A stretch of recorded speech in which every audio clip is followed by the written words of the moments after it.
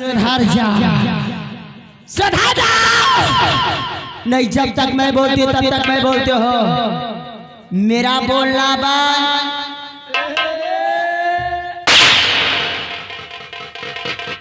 Hunter बोलना शुरू कर दे। जब आप नहीं सुधरी हो तो ये कहाँ सुधरी?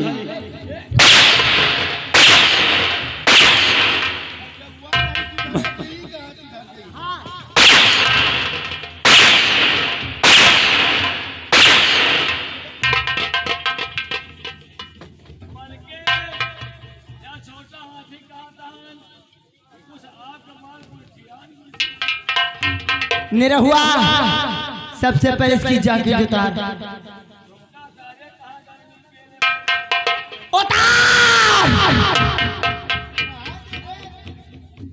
हमें साले जैकेट उतार दिया, दूसरे जैकेट है तुमका नहीं।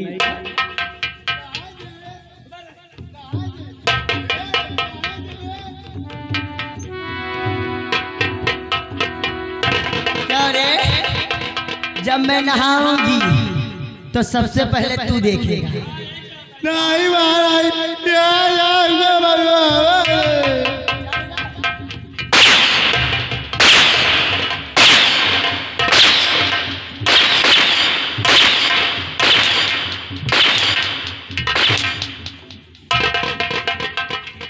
सुधर जाओ, खड़े हो जाओ।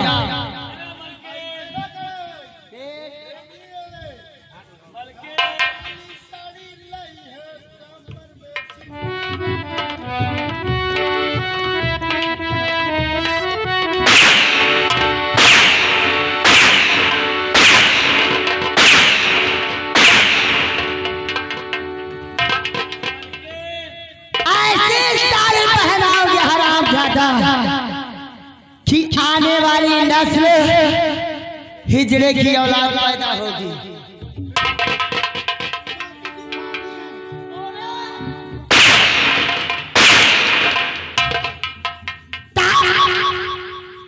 निरहुआ, इधर आ। कहाँ?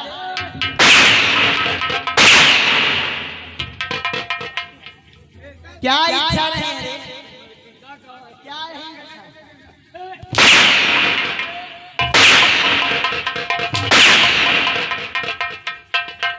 सुधर जा रही, काट डालूगी हरामजादा।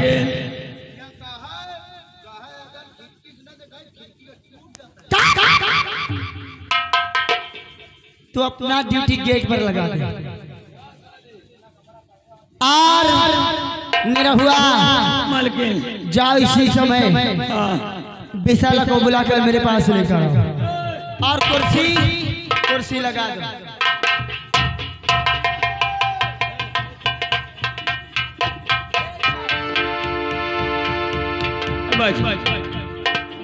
अभी जा रहा हूँ, विशाला को लाता हूँ बुला के, आपके सामने पेशाब कराता हूँ।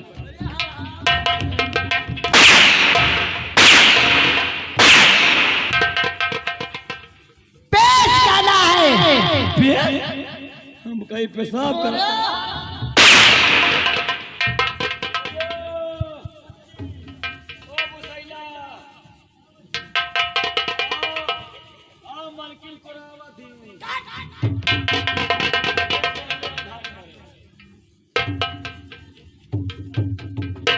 राजमाता की जय हो।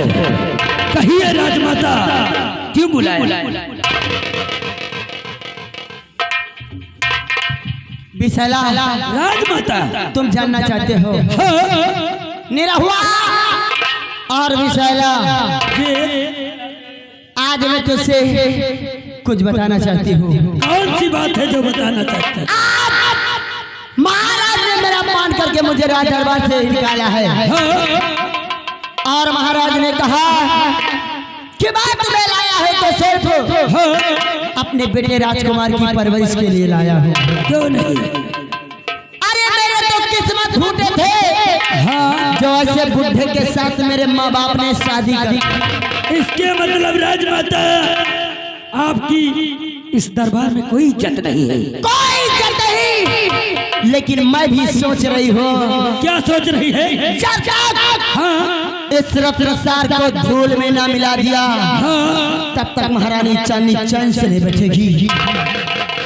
देखते जाओ महाराज, अपने उस अपमान का बदला मैं कैसे चुकाती हूँ। क्यों नहीं? मुझे ऐसा चाल चलना होगा जिससे महाराज का यह तख्तर ताज मिट्टी में मिल जाए। क्यों नहीं? जाओ। आज दरबार में तुम दोनों ने क्या देखा?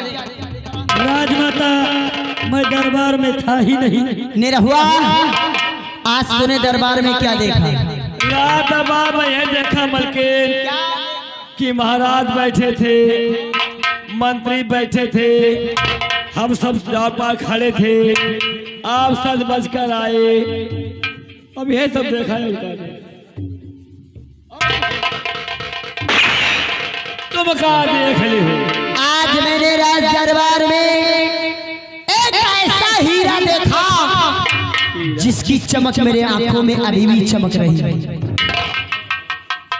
राजमाता, मैं आज तक दरबार में 2 ही हीरा देखा है, जो कि एक महाराज के ताज पर, दूसरा आपके मस्तक पर। वो और कौन सा हीरा है जो आप अभी तक आपके आंखों में चमक रही है? जानना चाहते हो? हाँ। वो हीरा कोई और नहीं, वो हीरा कोई और नहीं, हाँ। वो हीरा महामंत्री संग्राम सिंह। जाओ, इससे पहले की देर हो, महामंत्री संग्राम सिंह को बुलाकर मेरे पास लेकर आओ।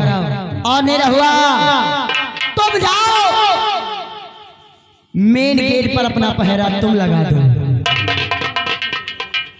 ठीक है राजमाता, मैं जा रहा हूँ। अभी मंत्री साहब को तुरंत बुला।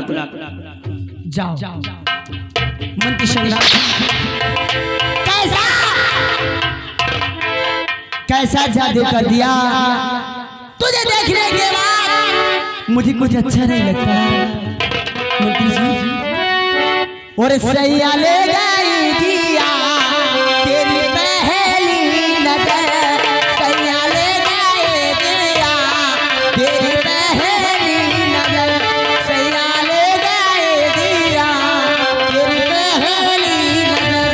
कैसा जादू किया वो पे तूने, वो जादूगर, सैया ले गई दिया तेरी पहली नजर, सैया ले गई।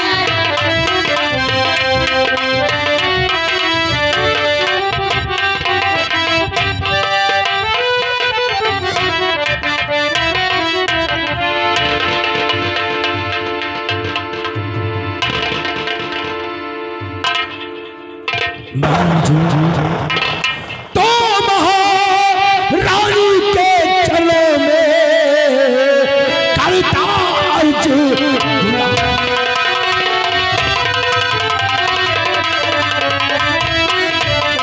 महारानी के चलो में करता अर्ज गुलाम, और बुलवाया है किसी सबब, कौन सा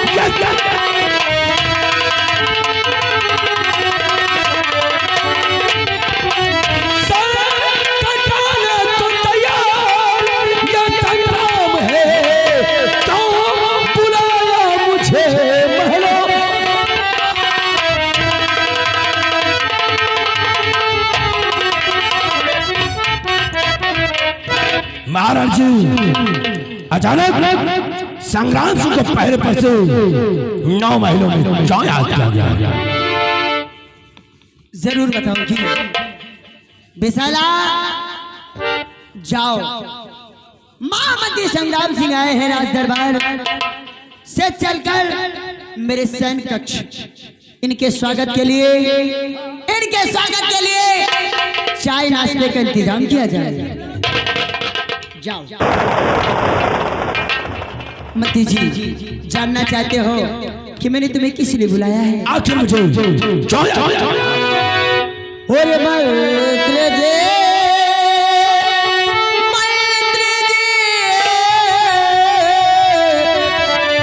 अरे मंत्री जी पड़ गया हो से काम है।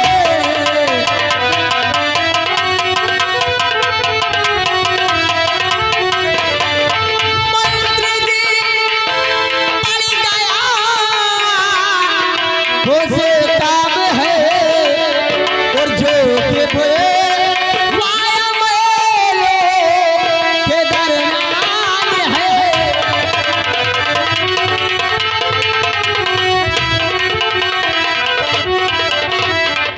आप इतना चिंता मत करें, बस कुछ काम ऐसा पड़ गया जो इस समय तुम्हें अपनी सैन्य कक्ष में बुलाया है। आखिर महाराज जी अचानक कल्याण को ऐसा कौन सा काम पड़ गया अगर जो मुझे सैन्य कक्ष में जानना चाहते हो तो मेरी बात ध्यान देकर सुनो, क्योंकि इधर उधर की बात ना करते हुए, इधर उधर की ना बात करते सीधा मैं अपने पॉइंट पे जाती हूँ कि किस लिए तुम्हें यहाँ बुलाया है। और अपो निवासों का प्यार बजा ले,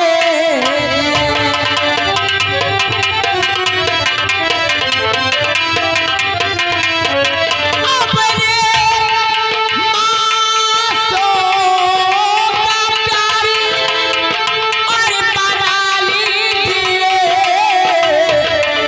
और हाथ के सीने से राजा लगा ले।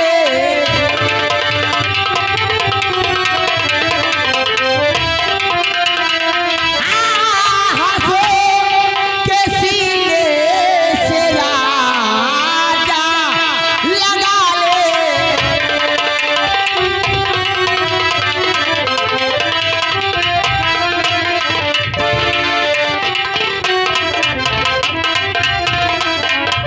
जी तुम तो समझ गया होगे कि मैं कहना क्या चाहती हूँ, कि तुम काफी होशियार समझदार हो।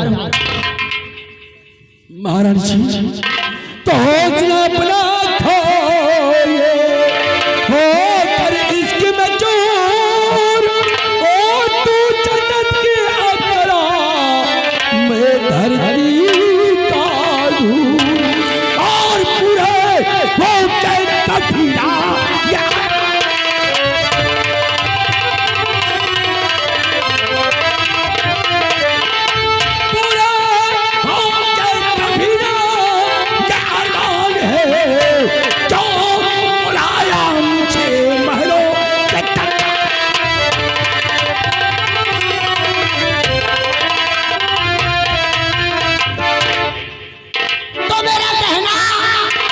तुमसे कभी पूरे नहीं हुए।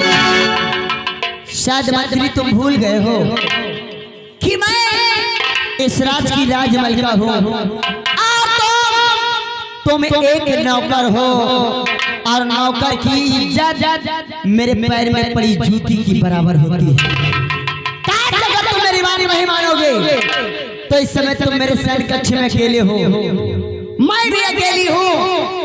अगर तुम्हें पकड़कर शोरगुल मचा दिया, दरबार का अगर कोई दरबारी आ जाता है या दरबार का कोई कर्मचारी आ जाता है, उसने हमें और तुम्हें एक साथ देख लिया तो ये बात महाराज तक जाएगी, और महाराज सुनने के बाद तुम्हें कौन सी सजा देंगे ये तुम्हें अच्छी तरीके।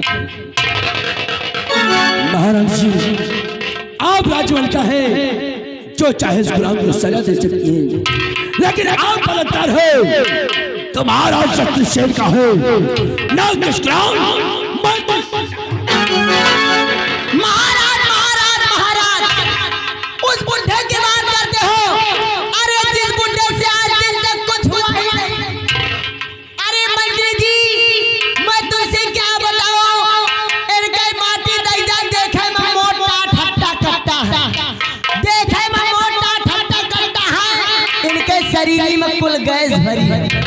अरे मंत्री जी जब से मैं राजमहल में आई हूँ, जब से इस राजमहल में आई हूँ, हम का जानी मन से दू के सेवा कौली तरा इनके माटी दे जाए, इनके माटी दे जाए, ऐसे हमार जवानी भग भगाए के रह जाए। जब देखा संजा सवेरे इनके नाश हो जाए, खाली आपस शकल बनाए टहरा करा थी, इधर हमार जवानी जरा चली जाए। इसका मतलब महाराज जी जब से आपका गौना हुआ महाराज ने आपको टच नहीं किया? अरे मुझे छुआ तक नहीं।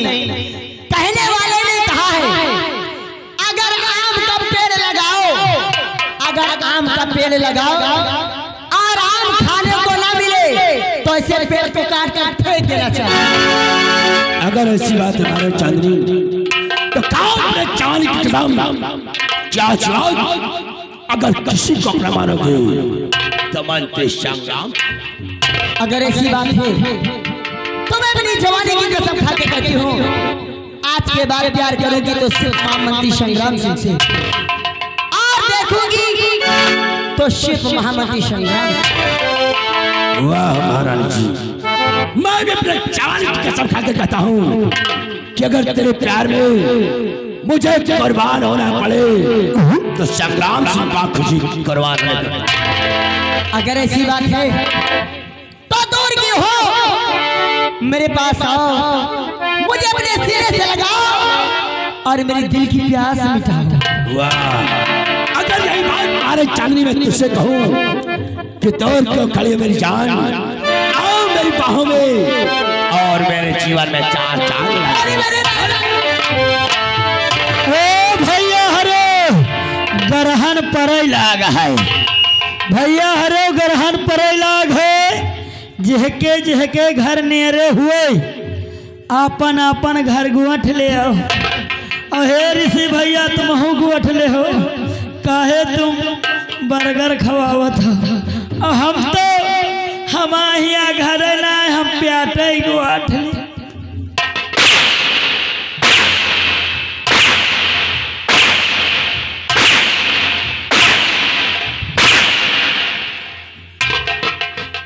तुम्हारी अम्मा गर्भवती बनी घूम रही है।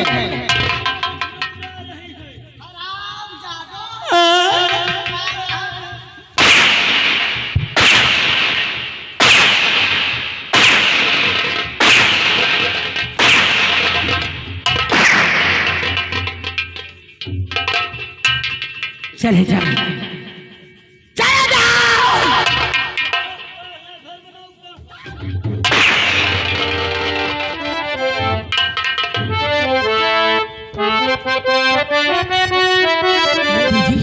महाराज सच कहो तो तुमसे तुम्हारे सीने से लगने के बाद ऐसा लगा, कैसा लगा?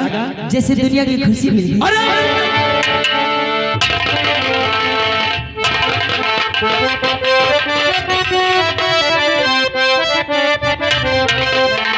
और जब से नैना बात आगे बढ़ले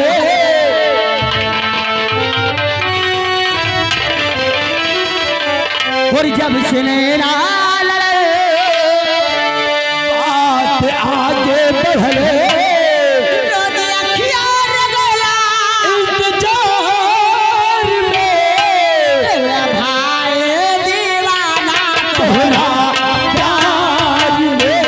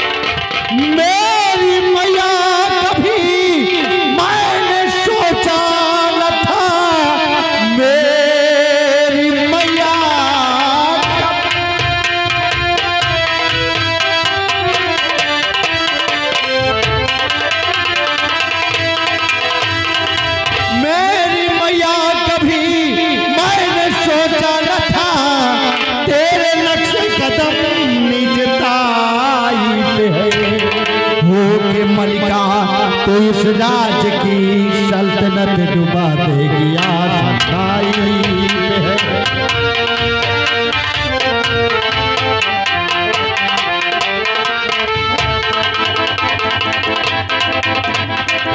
वाह मेरी मैया, वाह माँ, मैंने कभी अपने ख्वाबों में नहीं सोचा कि माँ तू इतना गिर जाएगी, तू इतने बड़े राज्य की मालकिन होकर, इतने बड़े राज्य की मालकिन होकर एक गुलाम के साथ नहीं माँ, तुम्हें धिक्कार है माँ। मुझे माफ कर दो गुलशन, मुझसे बहुत बड़ी गलती हो गई गुलशन। अब ऐसी गलती दोबारा नहीं होगी गुलशन, मुझे माफ कर दो गुलशन। नहीं माँ, ये गलती तुम्हारी माफ करने के काबिल नहीं माँ। मैं जा रहा हूँ इसी वक्त राज दरबार और पिताजी से इसकी शिकायत करूंगा माँ।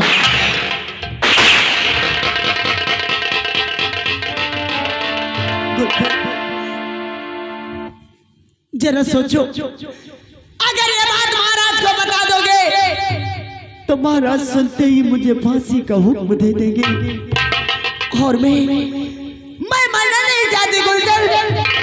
तुम चाहो तो मुझे बचा लो गुलशन। गुलशन, ये पहली गलती है गुलशन, दोबारा ऐसी गलती नहीं होगी गुलशन। मैं तुम्हारे हाथ जोड़ती हूँ गुलशन, मैं तुम्हारे पैर पड़ती हूँ गुलशन। मुझे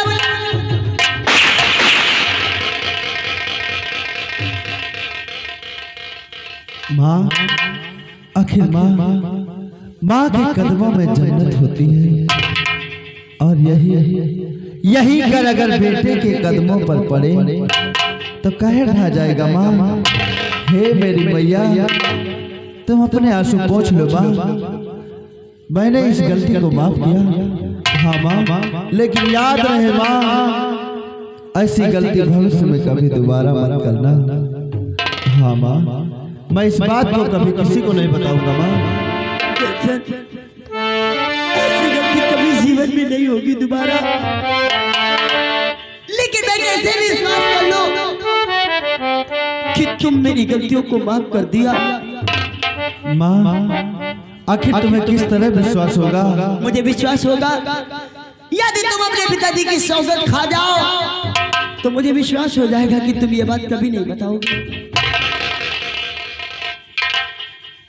माँ, आखिर इस संसार में मेरे लिए, एक बेटा के लिए माता पिता से बढ़कर है ही। ठीक है बाबा, मैं अपने पिता की सौगंध खाकर कहता हूँ कि भविष्य में क्यों ना मेरी जिंदगी में कितना बड़ा तूफान आ जाए, लेकिन मैं इस बात को कभी किसी को नहीं बताऊंगा। हाँ माँ, अब मुझे विश्वास हो गया कि तुम ये बात कभी नहीं बताओगे। लेकिन एक बात मेरी समझ में नहीं आ रही कि तुम इस समय आ कहां से रहे हो।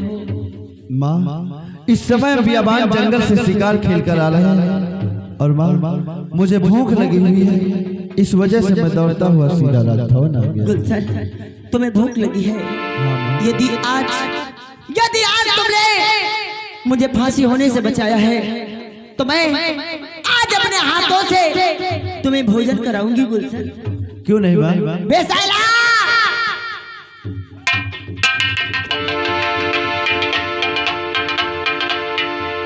जाओ, मेरे बेटे को भूख लगी है, क्यों ना मेरे बेटे को ले जाओ, लेकिन राज दरबार राजमहल नहीं ले जाना। मेरे बेटे को ले जाओ तो मेरे शीश महल ले जाना, जो सिर्फ मेरे लिए बनाया गया है। और शीश महल में ले जाकर मेरे बेटे पे बिठा देना। मैं भोजन की थाल सजा कर अपने बेटे के लिए आ रही हूँ। जैसे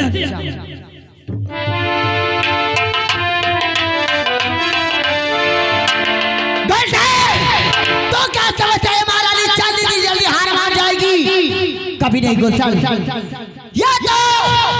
ये तो बचने का एक उपाय है, क्योंकि अगर मैं तेरे कदमों पे नहीं गिर जाती तो महाराज मुझे फांसी अवश्य दे देते। क्योंकि तो मेरे इस मगरमच्छ के आंसू में फंस गया गुलशन, क्योंकि महारानी कुछ जीवन में सीखा है, लेकिन कभी किसी के हाथ अपने सबूतों को नहीं छोड़ा।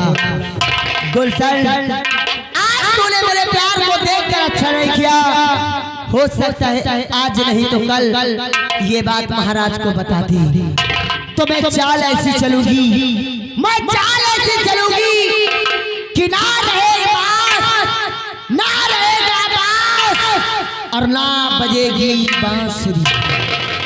चलो गुलशन चलो चलो, ये तेरी माँ तेरी खून की प्यासी तेरे पास आ रही है।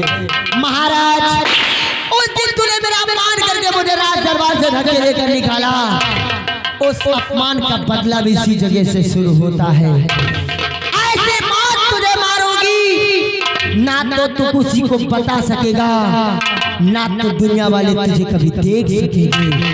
चलो गुलशन चलो, कहने वाले ने सच कहा है कि कलयुग का वास हो, कलयुग का वास हो और सत्या सत्या।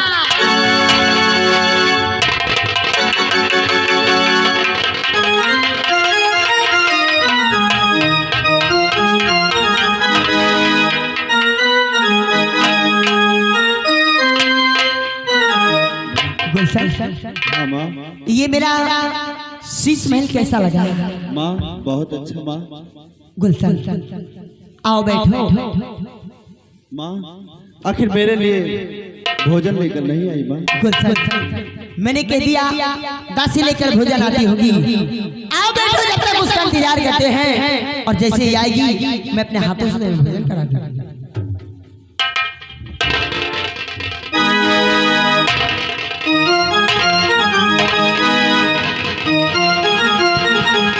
गुलशन, ये तुम्हारी जिस्म से बदबू कैसी आ रही है? माँ आखिर गर्मी का मौसम है माँ, और बियाबान जंगल में हम शिकार खेल रहे थे, ये वही परिश्रम की बूंदे हैं माँ। गुलशन, तुम्हें शायद पता नहीं, अगर ऐसे कपड़े पहने रहोगे तो तुम्हारा स्वास्थ्य बिगड़ सकता है, तुम्हें इन्फेक्शन हो सकती है। इससे पहले कि कोई दिक्कत हो, ये तेरी माँ ये कभी नहीं देख सकती। बेसाला, जितनी जल्दी हो सके गुलशन के सारे कपड़े उतार लिए जाएं और ये कपड़े ले जाकर दासी को दे देना। दासी से दूसरा कपड़ा लाकर मेरे बेटे को पहना दो, जल्दी करो, क्योंकि ऐसे कपड़े पहने रहेगा बेटा तो उसकी तबीयत खराब हो सकती है।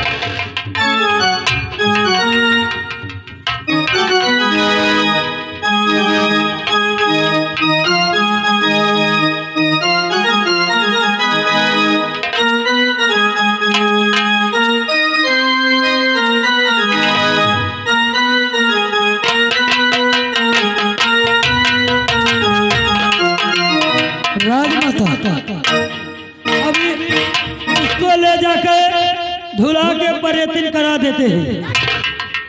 अरे बदतमीज, उसे प्रेस कहते हैं, उसे प्रेस कहते हैं। हाँ। ये कपड़े दासी को दे देना और दूसरा कपड़ा लाके मेरे बेटे को पहना दो। ठीक है।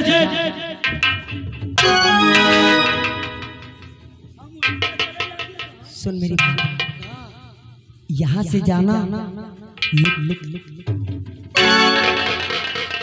यहाँ से जाना, लेकिन लौट कर कपड़े लेकर नहीं आना, ना तो भोजन की थाल लेकर आना। आराम से नहीं जग जाएगा। सुन, यहाँ से जाने के बाद गेट को अच्छी तरह से लॉक कर देना। जब मैं आवाज लगाऊं तब गेट का ताला खुलना चाहिए। जा आराम से। तो तू अपनी फायदा सोच रहा है, तुझे तनख्वाह कितनी मिलती है?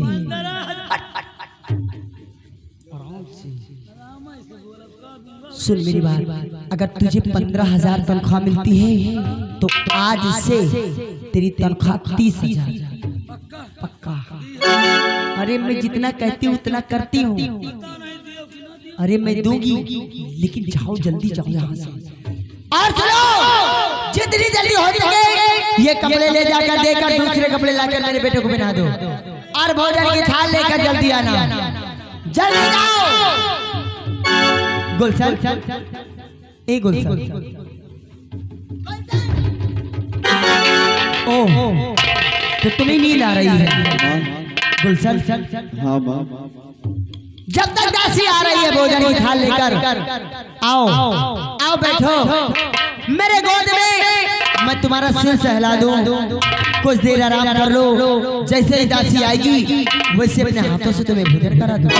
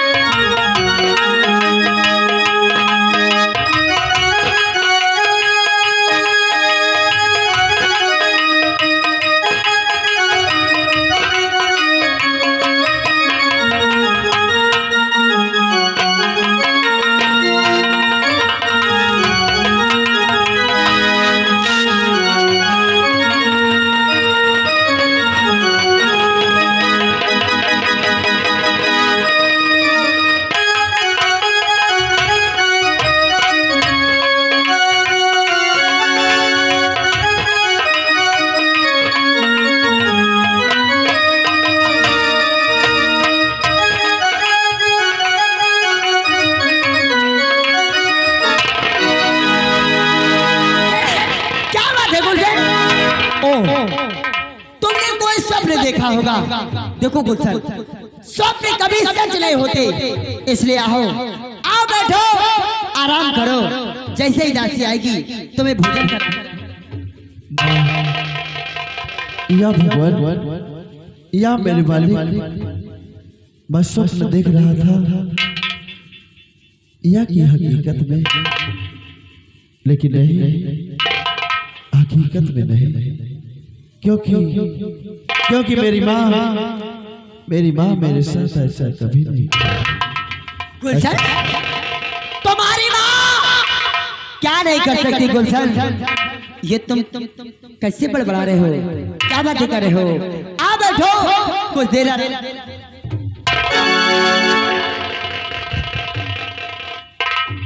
माँ, मैं काफी थक गया हूँ माँ, और मुझे नींद आ रही है। इस वजह से माँ, मैं अब यहाँ नहीं रहूंगा।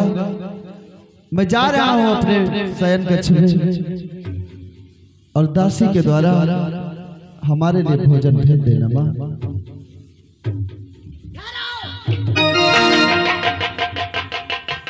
गुलशन, कहाँ जा रहे हो?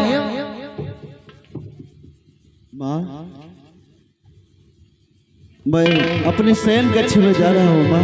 गुलशन, क्योंकि आते समय शायद तुमने देखा नहीं कि गेट पर क्या लिखा था। गेट पर लिखा है कि लोग अपनी मर्जी से आते जरूर हैं, लेकिन जाते ही मेरी मर्जी से। अगर तुम्हें यहाँ से जाना है तो इसके लिए तुम्हें एक काम करना होगा मेरे लिए। माँ, आखिर आपकी आज्ञा का पालन करना मेरा परम कर्तव्य है। बोलो माँ, यहाँ से जाने के लिए